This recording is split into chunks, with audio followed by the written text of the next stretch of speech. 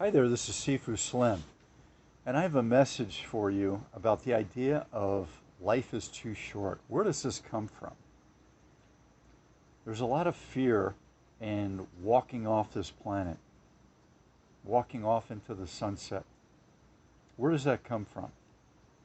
Whether you're 50, 80, or 104, where's this fear of the end of life come from? Part of it, in my estimation, comes from the idea that you're worried about your offspring. If you don't have offspring, or if you do, you still may be worried about the planet and the people of this planet. What's going to happen to everything now that you've seen the progression of life? Industry taking over, perhaps overpopulation, wars if you've been part of those or if you follow the news. All these things play into this idea of dreading the end of life. Because you're worried about other human beings and the planet itself. When people start to look at the hunting and gathering people, the tribal people, there's been many pieces of literature and research that talk about the short lives that these people had. Well, I've examined this for over a decade. I wrote a book called Sedentary Nation, and in that I talk a lot about the transition from hunting and gathering to the sedentary villages, farmers, the Industrial Revolution, and then the modern era of service-oriented society, convenience as we call it. How convenient is it to be in a Wall-E world, being 50 to 150 pounds overweight and having ailments from head to toe? How convenient is that? Yes, hunting and gathering people had ailments, of course. They had ailments from chewing on leather and bones. Our teeth are designed with a certain longevity for being able to do such tasks. And as you know, if you've chewed on ice, a lot of people do that, they're addicted to chewing on ice, it wears down your teeth. And once you've worn down your teeth, you no longer have a strong structure in your teeth to cut through the things you need to cut through and grind them up into food that is accessible and digestible by your system. So that's a big problem. Christopher Hitchens, one of my heroes, you could say, of the intellectual thought, and also a big heart, in my estimation. So look up Christopher Hitchens, watch his videos. Incredible polymath, born in England, came to America in 1983, loved America. So what he talked about is, hunting and gathering people dying of their teeth. Yes. So if you're a hunting and gathering person, let's take them and let's compare them to people in the modern world, the more is more world, where the educational path takes up so much of your time. If you want to be a professional, which is doctor, accountant, attorney, engineer, architect, professionals, where in 2022 you can hang out your shingle, psychologist, and charge between $200 an hour, and in Los Angeles the top attorneys might charge right now, incredibly enough, $1,200 an hour. So compare that educational process where it starts with your family by the age of 3 or 4, giving you books, having tutors even. Some of there are tutors that go in and work with kids at very young ages. And that's work, it's not play. It might be enjoyable work, but it's not play. There's a difference between play and work. So I'm going to share with you my thoughts on a hunting and gathering person, where you've got a young person at age 4 in a hunting and gathering tribe who wants to participate like their brother, like their sister,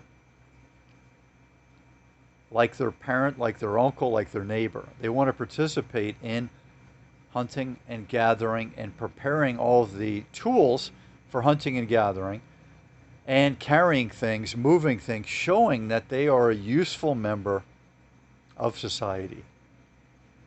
They want to belong. So that's very important to them. That is what's important to them as a young person. They want to provide utility. They want to provide usefulness. They want to show that they merit the accolades of the tribe, the acceptance of the tribe. So that's really important. What's important to a young person in 2022, a 4-year-old, a 6-year-old, an 8-year-old? An iPhone, a smartphone, contacting their friends, maybe not paying attention for a very long time to their parents, their siblings, etc., doing their own thing. Completely different because of the digital age. So in the 60s, when I grew up, in the 60s and 70s, when I was a young person, we had all of this educational format thrown at us every day. Yes, there was play involved in it. We had recreation frequently, thank God for that. We had recreation, we had PE, but there was a lot of sedentary learning in the 1960s and 70s, which some of it was fun, of course, I'll admit that. It was fun to learn. I think most of the students in my schools in the 60s and 70s would think that the learning process was, to some extent, enjoyable. And then when we went out and we got physical, even more enjoyable.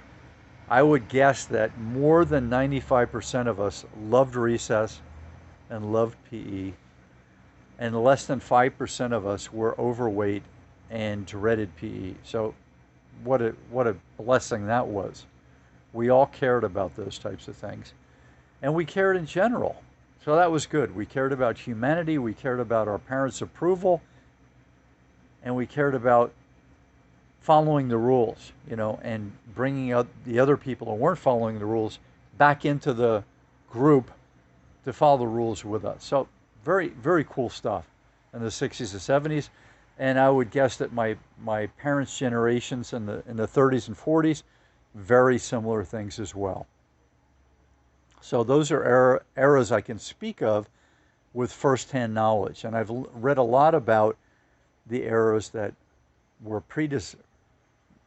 predecessors of our eras, that happened before ours. So what I'm going to share with you right now is the idea of life is too short. The hunting and gathering people, life was too short if they died at 28, 34, 42, 62, whatever it was, dying of their teeth and wearing down their joints and their bones, postural problems. Let's say you worked all day grinding something where you were in a squatting position. Our upward walking, mobile, running bodies, we're not very good at squatting. Let's think of all the things that the Homo sapiens is not good at. We're not good at walking. We're not good at running fast. We're not good at climbing. We're not good at lifting. We're not good at being in sedentary positions. We're not good at turning our joints. Like if you pick up a sack that's 50 pounds or 100 pounds, which I've done a lot of being on a farm when I was a young person, 100-pound bags of grain. My gosh, with my father moving those things around out of the car into the area to feed our animals. We're not very good at that. An ape or a chimpanzee is much stronger, and they're much more quicker in terms of covering short distances. What Homo sapiens are good at is running steady pace for a long duration. That's what we're good at. Now we could run animals to death, which is called persistence hunting. So I want to share with you a little bit more about that. So the idea that that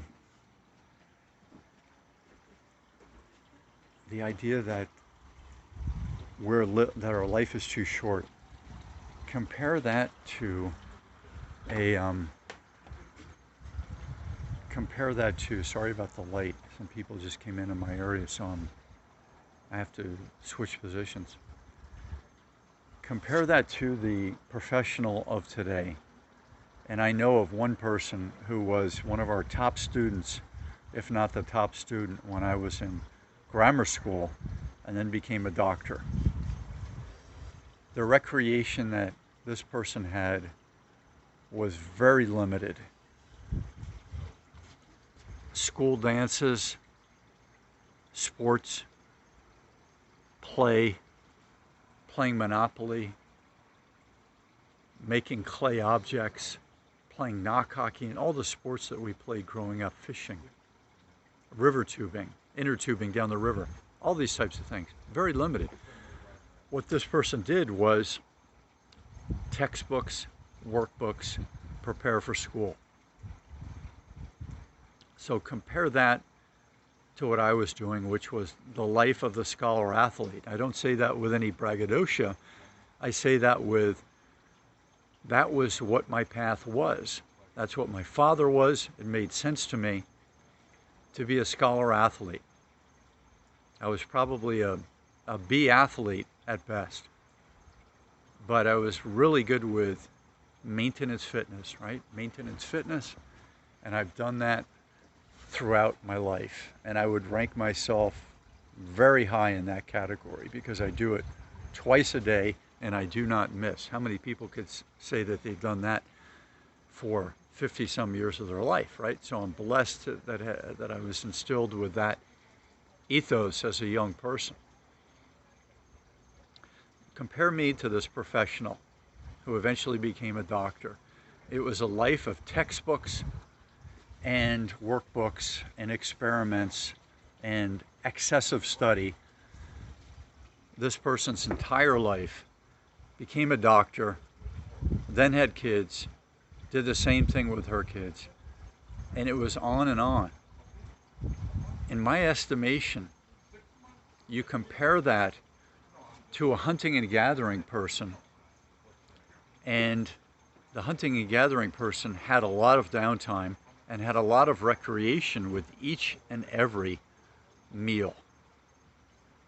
The meal, you bring back a kudu, you bring back a deer, an antelope, you bring back a few rabbits, a few birds of prey, you bring back roots, tubers, seeds, grains, etc., and you make food, which was a tribal thing, and they enjoyed it. They thrived in that. It was not like what some people do now with the mac and cheese variety of lifestyle. I'm going to walk downstairs because of the noise. Sorry about that. And I think that the tribal people, because of the group ethic, because of living in harmony with nature, and because of that incredible lifestyle that they enjoyed, which was living in harmony to the best of their ability with the knowledge of their elders. That's what they wanted to do. The young people want to learn from their elders. They want to learn how to thrive. Surviving is not that exciting and fun. It's to get you through a very difficult period. The best part of life is the thriving part, and that's where your hormones are lit up, your neurology is lit up. It's like scoring a touchdown.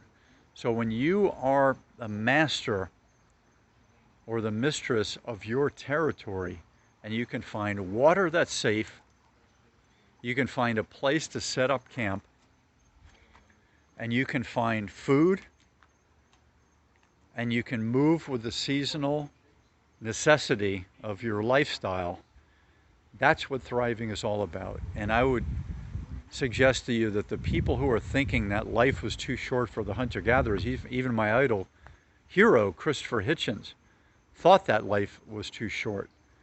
And I would guess that he had never experienced that idea of camping, which I did in the 60s and 70s, the camping trip with uncles and cousins, fathers, where you would be out in nature. My friends too, it was just incredible. People that were in scouting did a lot of this. And when you're living out in nature and you're realizing what plants you can eat, where to get water, how to do it safely, and how to look at the stars, how to tell your direction, how to deal with the weather, etc. All those things are so special that the people who've lived indoors and that have been scholastically only minded, maybe sports and scholastically only minded, and haven't lived in the outback, haven't thrived in nature, don't understand that the hunting and gathering people were thriving and they were enjoying that process. And the fact that, their dog passed away at ages 8 to 15, and they passed away at between 25 and 60. Life was not too short. Life was about thriving and living in the moment, learning from your elders, and enjoying those meals and the celebrations, whether it would be drum, singing, dance, clanging things together. All those things are pretty cool. That's why we love MTV, at least in the 80s when MTV was really popular. And the music videos. We love that physical movement and the music. Imagine being a hunting and gathering person where you've got food for the celebration and you've got the people, all the people participating in the chanting, drumming, dancing, and singing. Pretty cool stuff.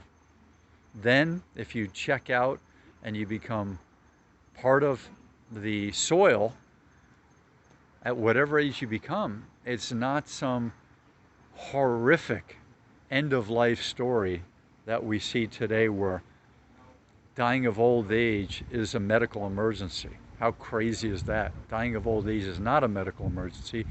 It's part of life. You have a beginning, middle, and an end.